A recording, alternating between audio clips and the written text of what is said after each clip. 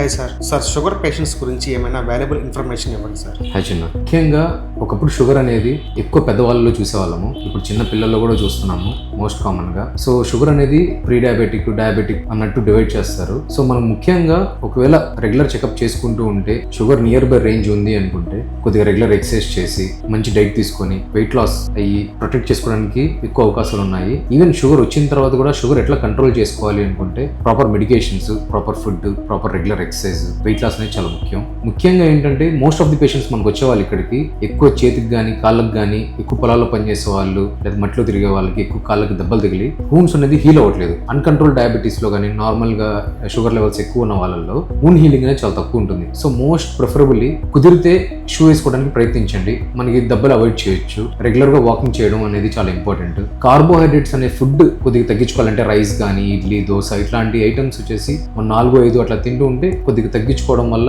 Sugar అనేది spike తగ్గుతుంది. మనం ఎక్కువగా ఫుడ్ కంట్రోల్ అనేది చాలా ముఖ్యంగా చేయాలి. కొర్రలు కానీ రాగి కానీ రెగ్యులర్ గా మనం తీసుకోవడం వల్ల కార్బోహైడ్రేట్ లెవెల్ అనేది తగ్గించుకుంటూ వస్తాము. పెసరు కూడా చాలా మంచిది, హెల్ప్ అవుతుంది షుగర్ తగ్గించుకోవడానికి, షుగర్ మెయింటైన్ అవడానికి. షుగర్ కంట్రోల్ లేకపోతే కిడ్నీస్ కానీ కళ్ళకు కానీ ఇవన్నీ ఎఫెక్ట్ పడుతుంది. సో ఎప్పుడు కూడా షుగర్ కంట్రోల్ ఉందా లేదా అనేది తెలుసుకోవాలంటే ఎవ్రీ మంత్ వచ్చేసి చెకప్ చేసుకుంటూ ప్రాపర్ గా మెడికేషన్ తీసుకోవడం అనేది చాలా important. Long standing sugar patients లో కూడా కార్డియాక్ ప్రాబ్లమ్స్ కానీ హైపర్ టెన్షన్ కానీ ఇట్లా వచ్చే అవకాశాలు ఎక్కువ ఉంటాయి కాబట్టి ఎప్పుడు కూడా షుగర్ కంట్రోల్ ఉంచుకోవడం చాలా మంచిది.